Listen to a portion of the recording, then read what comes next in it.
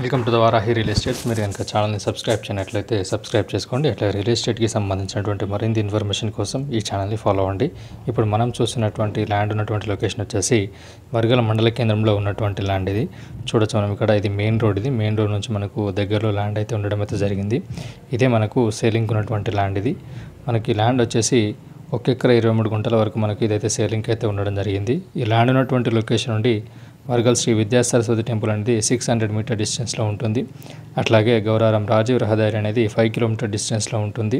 చూడొచ్చు మనం ఇది సేలింగ్ ఉన్నటువంటి ల్యాండ్ ఇది. ఇది మనకు ఇక్కడ ఈ మెయిన్ రోడ్ నుంచి ఇక్కడ వరకు అయితే మనకు కనెక్టివిటీ మట్టి రోడ్ అయితే ఉండడం జరిగింది.